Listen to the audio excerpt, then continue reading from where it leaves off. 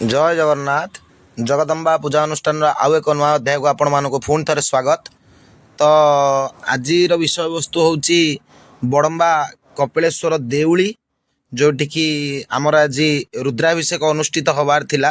क्षमा करेंगे रुद्राभिषेक पूजार वीडियो तो आम आनीपारू ना कहीं से जगह से प्रकार जोटिकी पूजा करने बहुत असंभव प्रकार सिचुएसन को आम सामना करूँ।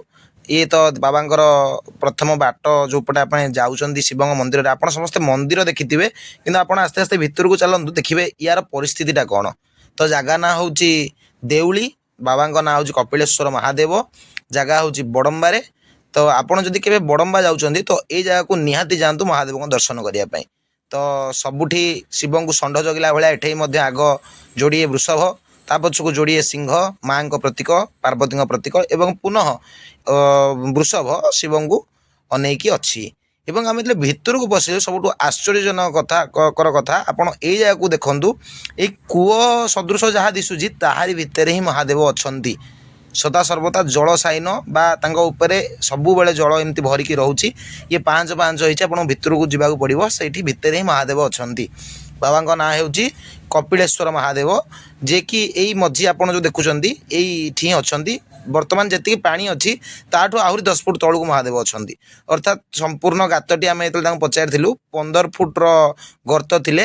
आपन किसी समय पर एपटे दिशब जोड़िए तेंडा जो तेंडारे कि बाल्टी बंधा होती जिते बड़े विभिन्न प्रकार उत्सव हुए बाबांगर यही प्रकार अभिषेक कार्यक्रम क्या द्वारा करा जाए।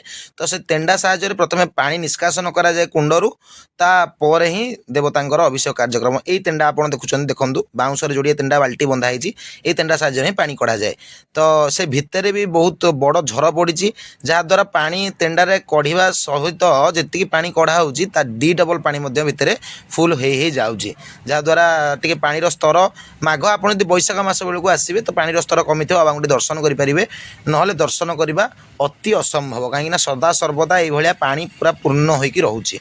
तो क्षमा करी बाबा दर्शन तो कर पारे कहीं पूजा भितर टिके भी समय है कहीं आम जी अर्चन करुचु से समय पुनः पानी फुल हो जाऊँगी तो आमको पूजा करने ही समय है।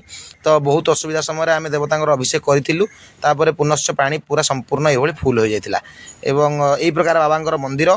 तो तांकर अभिषेक सारला पर आम शुणा पाइलु ये राजबाटी अच्छी बड़म्बार राजबाटी जोटि आम पहुँचलु। तो ये हूँ बड़म्बार राजबाटी एवं गोपीनाथ मंदिर जोटा कि पछपटे अच्छी राजबाटी जोटा राजा उआस ता आगे ही यही मंदिर गुड़िक राजा अमलू निर्माण होकर अच्छी जोटि पूजा पाँच गोपीनाथ राधा माधव जगन्नाथंकर जो माधव प्रतिमा यही मंदिर माधव प्रतिमा जगन्नाथ केवल गोटे विग्रह बसुँच इमितिक विभिन्न प्रकार ता सहित भट्टारिका महारुद्र शिवंकर मंदिर एमती विभिन्न प्रकार मंदिर अच्छी।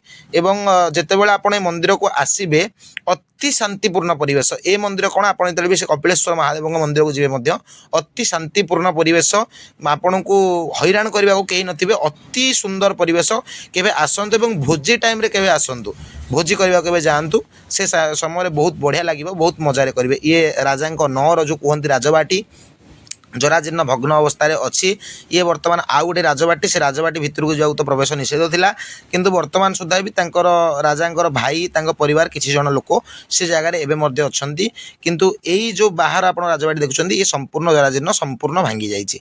ये थिला बड़म्बार राजबाटी एवं बाबा विषय किसी तत्व भिडियोटी भल लगी लाइक शेयर सब्सक्राइब।